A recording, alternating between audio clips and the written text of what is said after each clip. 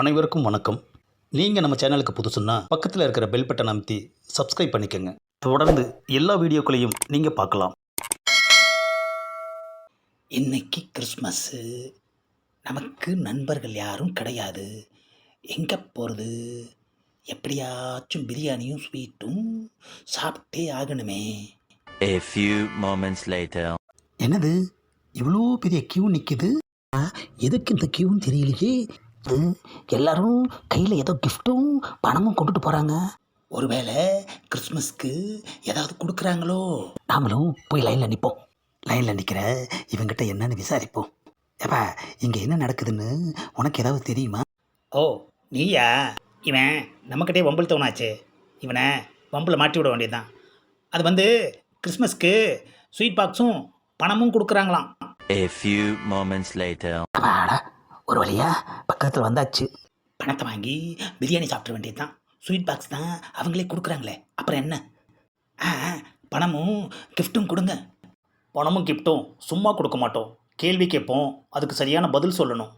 ஆமாம், நீ இது வரைக்கும் தப்பு பண்ணியிருக்கியா? ஆஹா, என்னது இப்படி ஒரு கேள்வியை கேட்குறாங்க? ஒருவேளை தப்பு பண்ணியிருந்தா பாவ மன்னிப்பு தருவாங்களோ? நமக்கு பாவ மன்னிப்பு வேணாம், பணமும் ஸ்வீட் பாக்ஸும் தான் வேணும். எந்த தப்பும் பண்ணலைன்னு சொல்லிடுவோம். பிறந்ததுலேருந்து இது வரைக்கும் ஒரு தப்பு கூட பண்ணாமல் யோக்கியனா வாழ்ந்துட்டு வர்றேன். கொஞ்சம் பக்கத்தில் வா. வந்துட்டேன். அம்மா, என்னது பாவ மன்னிப்புன்னு பார்த்தா பலார்னு கொடுக்குறாரு. ஏப்பா பக்கத்தில் கூப்பிட்டு அறையிற?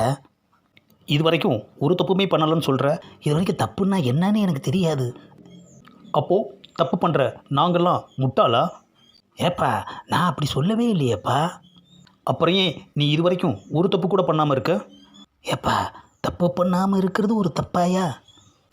அதை டெஸ்ட் பண்ணுறதுக்கு தானே இந்த கியூவை நின்றுக்கிட்டு இருக்கு. ஆஹா, என்னது தப்பு பண்ணியிருக்கியா பண்ணலையான்னு டெஸ்ட்டு பண்ணுறாங்க. அப்போனா பணமும் ஸ்வீட் பாக்ஸும் இவங்க கிறிஸ்மஸ்க்கு கொடுக்கலையா? எல்லாரும் தப்பு பண்ணேன் அப்படின்னு உண்மையை சொல்லிட்டு வாங்கிட்டு போகிறாங்க. ஆனால் நீ மட்டும் தப்பே பண்ணலன்னு சொல்கிற. அது எப்படி? ஆஹா, பண்ணியிருக்குன்னு சொன்னாலும் கொடுக்குறாங்க போல இருக்கியா.